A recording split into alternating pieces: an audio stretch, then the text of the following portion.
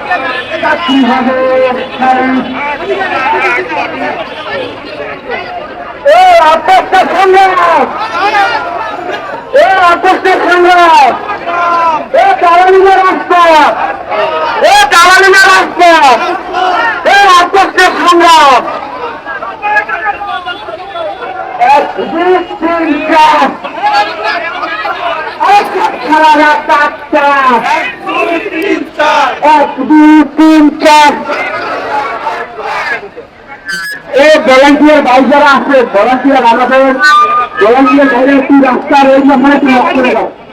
ভলান্টিয়াররা যারা আছে তারা 4-5 ওই মাথায় যে রাস্তাটা একটু ব্লক করে দেয়, যাতে আমাদের কোনো সমস্যা না হয়, আমরা খুব শান্তি শৃঙ্খলভাবে আমরা রাজনৈতিক যে সরকারের কাছ থেকে আমরা যেটা পাই না সেটা আমরা আমাদের শান্তি শৃঙ্খলভাবে আমাদের স্লোগানের মাধ্যমে সর্বস্পদের নৌপ্রচেষ্টাকে আমরা জানাই। বৈষম্য ঠাই নাই আবু সাইদের বাংলায়, মুক্তর বাংলায় বৈষম্যের ঠাই নাই। ইংরেজরা চলে গেছে, দাস প্রথা রেখে গেছে, ইংরেজরা চলে গেছে। এক দফায় একটা দাবি, চাকরি হবে স্থায়ী। এক দফায় একটা দাবি,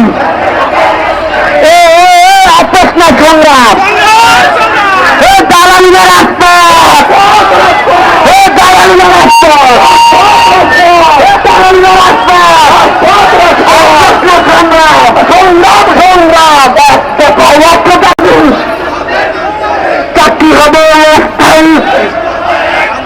এক দফায় একটা দাবি, আমার সোনার বাংলা বৈষম্য ঠাই নাই। আমার সোনার বাংলা এক দফায় একটা দাবি, 36-এর বাংলা বৈষম্য ঠাই নাই, বৈষম্য ঠাই নাই। নতুনের বাংলা বৈষম্য ঠাই নাই, বৈষম্য ঠাই নাই। আমার সোনার বাংলা বৈষম্য ঠাই নাই। এক দফায় একটা দাবি মানতে হবে, আমার সোনার শান্তিপূর্ণ অবস্থান কর্ম নিয়েছি। সরকারি পক্ষ থেকে ঠিকাদারি কথা বিরক্তির ঘোষণা দেওয়া হবে, তবে কিন্তু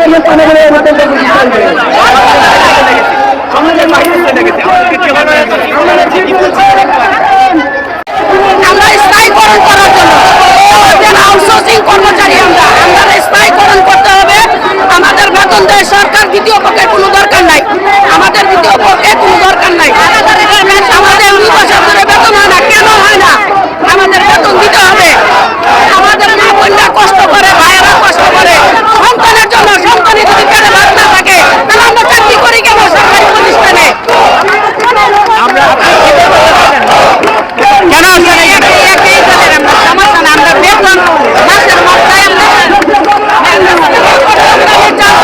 আমি ভর্তি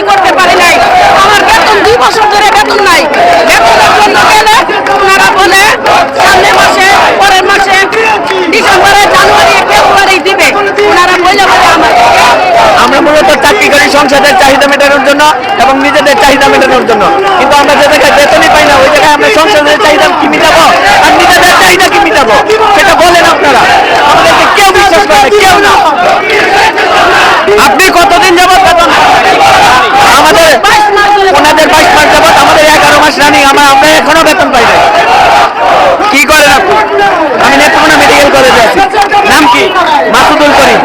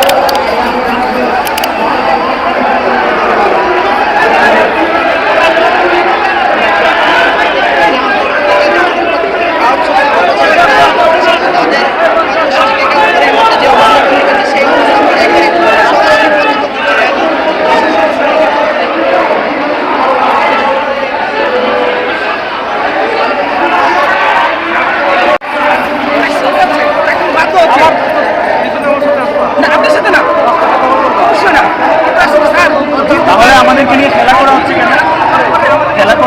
আমরা চারজন উপদেষ্টার কাছে গেলাম, ওনারাই তো আমাদের আজকে আন্দোলনের আপনি আমাকে আন্দোলনের ভাই দাঁড়া কথা শেষ করি।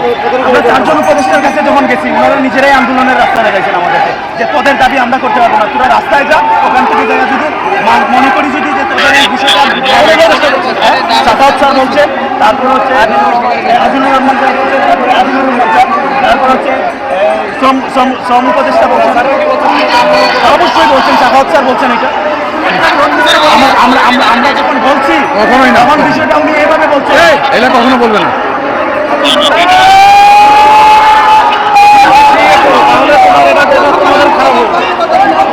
আমরা যদি মনে করো যে তোমরা আন্দোলন নষ্ট করবা, আমাদের সাথে না না আমরা মারামারি করবো, আমরা কয়বার আন্দোলন করছি, আমরা কি মারামারি করতে আসছি স্যার? আমি কয়বার আন্দোলন করছি, এখন তো তাই হচ্ছে। আমরা কারবার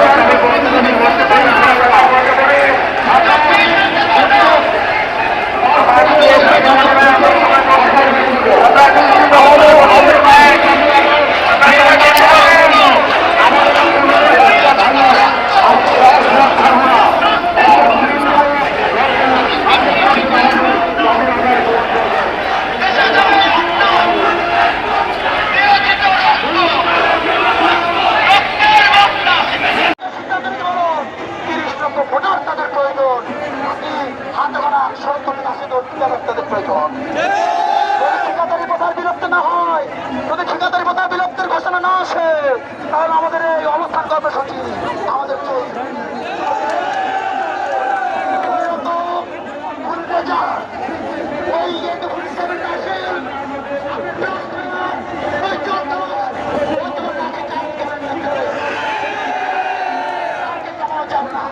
আপনাদের ভয় ভীতিকে আমরা ভয় পাই না, কারণ আমাদের পেট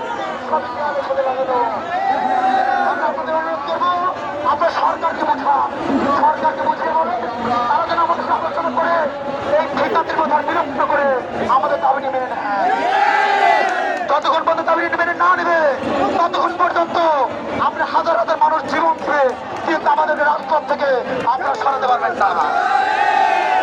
আবু সাইদের মতো মুক্তের মতো আরো হাজার হাজার আবু সাইদ মুক্তের জন্ম হবে, হাজার হাজার আবু সাইদ মুক্তের রক্ত দেবে, তবু এই আউটসোর্সিং নামক এই আউটসোর্সিং নীতিমালা 2018 বাতিল এবং ঠিকাদের মধ্যে বিলুপ্ত করে আমাদেরকে সব প্রতিষ্ঠানের মাধ্যমে নিয়োগ প্রদান করতে হবে।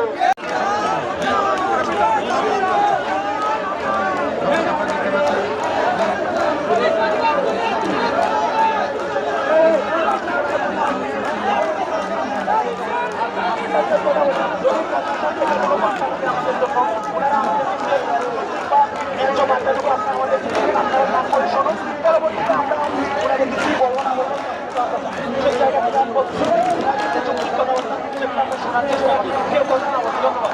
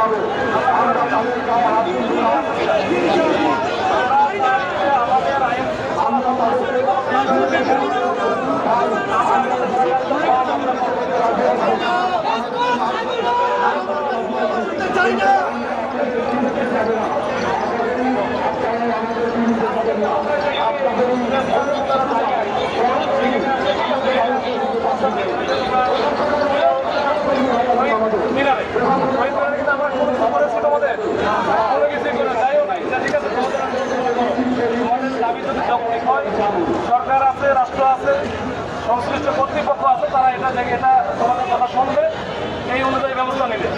কিন্তু যখন তোমরা এসে রাস্তার উপরে দখল করবা, এটা তো ঠিক হবে।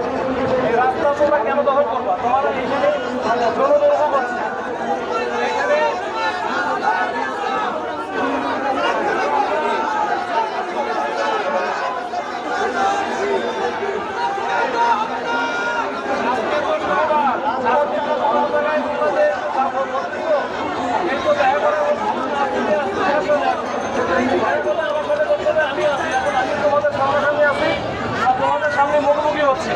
আমার মুখোমুখি হওয়ার কোনো ইচ্ছা তোমাদের নাই, মানে তোমাদের সাথে আমার মুখোমুখি হওয়ার কোনো ইচ্ছা নাই। তোমরা যদি আমরা বারবার বলার পরেও এখন বলে যাচ্ছি, যদি না শোনো একইভাবে তোমরা যদি থাকো, তাহলে কিন্তু আমাদের ব্যবস্থা আমরা নিব।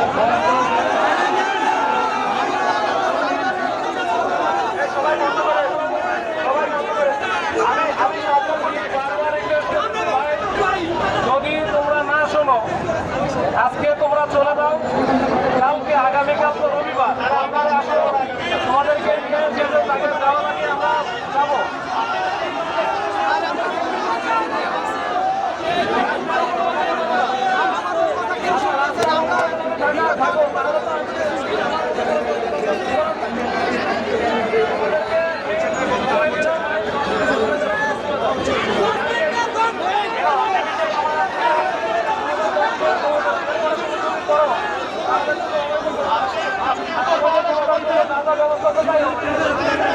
তোমরা চলে যাও।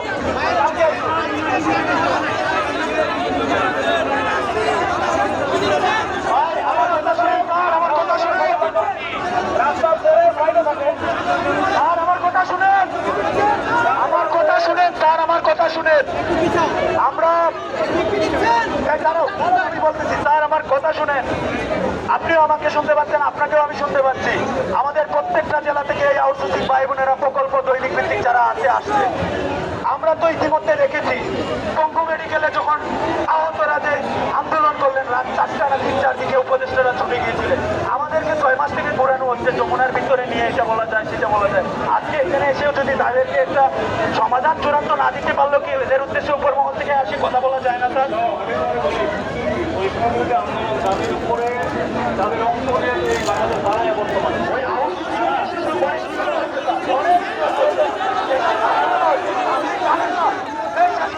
আপনি জানেন না, আজকে ছাত্র সমন্বয় আমাদের সাথে সম্মতি প্রকাশ করেছে।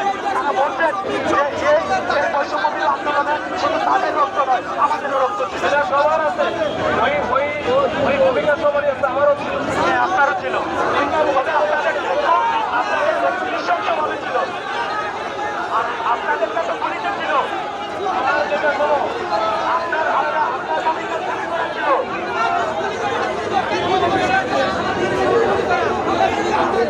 আজকে তো জাতীয় নাগরিক কমিটির যে আমাদের কি মাঝারুল ভাই, তারপরে হচ্ছে আরেকজন আছে, কি বলেছে রাস্তার উপরে যাওয়া বলছে, তারা বলছে আমাদের অবস্থান কর্মসূচি করার জন্য। তারা আমাকে তারা আমাদের তারা আমাকে বলছে